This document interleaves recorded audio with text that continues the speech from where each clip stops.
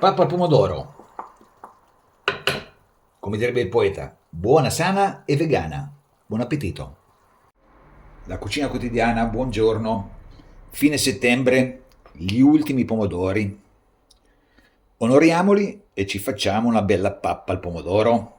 Ingredienti: pomodori, cipollotto, aglio, basilico, del pane, olio, sale e pepe, un passaverdure per fare una passata. Pane. Ci vorrebbe del pane raffermo, ma io non l'avevo in casa, ho del pane fresco e allora lo tosto un pochino in forno. Pomodori, li incido a croce sopra e li tuffo in acqua bollente per poterli spellare per bene.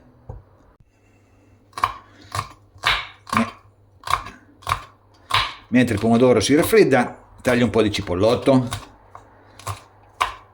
così, anche un pochino di verde, che non ci fa male sicuramente, e mettiamo a soffriggere piano piano in un bel tegamino di coccio. Ecco qua, un bel goccio di olio e facciamo soffriggere piano piano.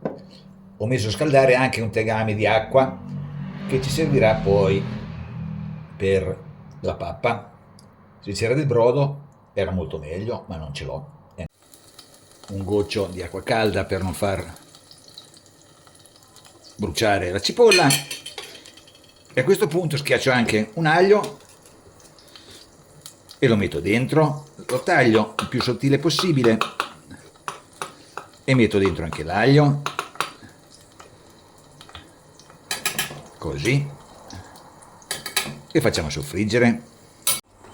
Una bella macinata al pomodoro, così eliminiamo quasi tutti i semi. Il cipollotto è ormai pronto, metto giù un pochino della passata e facciamo bollire. Poco abbiamo detto. Metto giù anche un rametto di basilico, lo metto giù intero così poi lo posso togliere. Il pane è pronto, ben asciugato, bello croccante. Ci manca solo un po' di sale e di lasciar bollire almeno una mezz'oretta. Eccolo qua, è andato a bollore. Finiamo di metterci il sale, copriamo e lasciamo andare una mezz'oretta. Ormai ci siamo. Tolgo il basilico, così. Una bella macinata di pepe nero, così. E metto giù il pane che abbiamo tostato.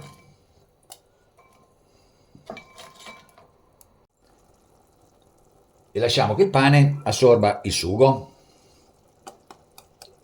Copriamo e aspettiamo qualche minuto, 5-10 minuti al massimo. Il pane sta assorbendo, ci vuole un pochino di acqua.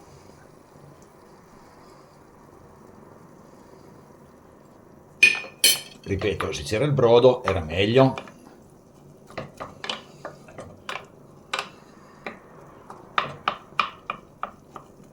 Cerchiamo di romperlo, così ci possiamo anche regolare di quanta acqua ci vorrà ancora. Dipende come vi piace, più o meno liquido, più o meno denso. Ancora ce ne vuole qui. Ed eccoci qua, ho spento e adesso ci spezzetto sopra del basilico e lasciamo riposare un quarto d'ora, 20 minuti.